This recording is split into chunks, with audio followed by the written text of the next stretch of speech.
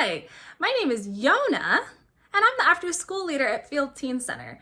Today, I want to talk to you about the 4 reasons why you should read The Words in My Hands by Australian artist and activist Asphyixia right now. Reason number 1, it'll change the way you see the world. This story is set in a dystopian future that's not so different from our present. In this setting, the food that most people eat is called recon, for reconstructed food, and it's basically all synthetic. It's not made of any kind of recognizable plants, and there's not enough of it to go around, which means that the main character, Piper, her mom, and basically everybody that they know has to start rationing their food in really dramatic ways.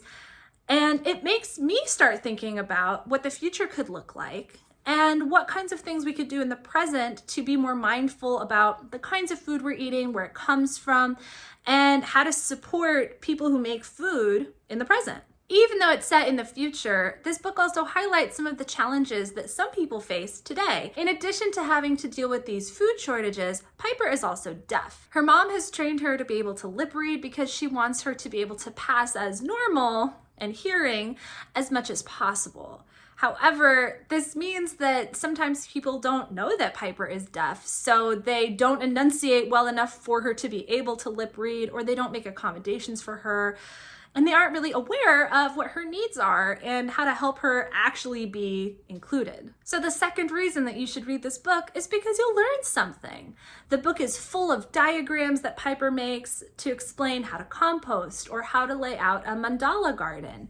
There's tons of information about Auslan, which is Australian Sign Language, gardening, making bikes, and although this information is couched in the fictional setting of the book, a lot of it relates to the real world. So some of it will be brand new information, and hopefully it will inspire you to do a little bit more research about the aspects that are most interesting to you. Reason number 3 why you should pick up this book is that it's beautiful. In addition to being a deaf teen, Piper is also an artist. So every single page of this book is decorated differently with lots of vibrant color that can really set the mood for each moment of the story.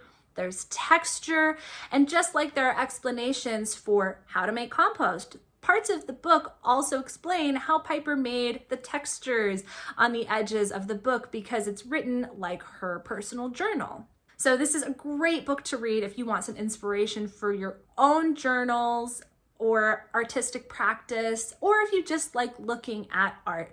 I've never seen a book quite like this one. It's very unique, and you should definitely try to read it in print and not as an ebook, and definitely not as an audiobook. The last and possibly most important reason that you should read this book is that it's a great story. I was really invested in Piper's journey from only being able to lip read and really having a hard time being included, to learning sign language despite her mother's disapproval, to meeting a boy and trying to figure out how all of her different identities fit in, because he's a part of the deaf community, which means he can understand and relate to her in ways that nobody else has before.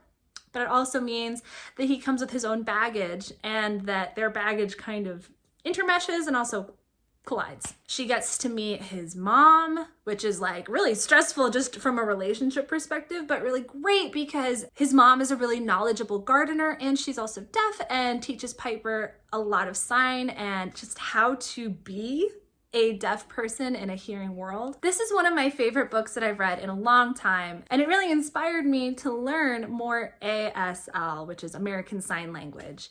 I have a few family members who are deaf, and I don't know a ton of sign yet, but this story really inspired me to pick it back up and start learning more. And when you read this book and have a ton of things to say about it, which of course you will, get in touch with us because we'd love to hear from you. Whether you're looking for more book recommendations or you want help researching some of the topics that came up in this book, you can DM us on Instagram, you can email us, or you can visit us in person at Field Teen Center. We're located at 1901 Vine Street on the ground floor, and we're open Monday through Friday from 1 p.m. to 5 p.m. These hours could change in the future, so for the most up-to-date information on our hours and any special events, be sure to follow us on social media and check our website. Thank you so much for watching, and I hope you find something great to read.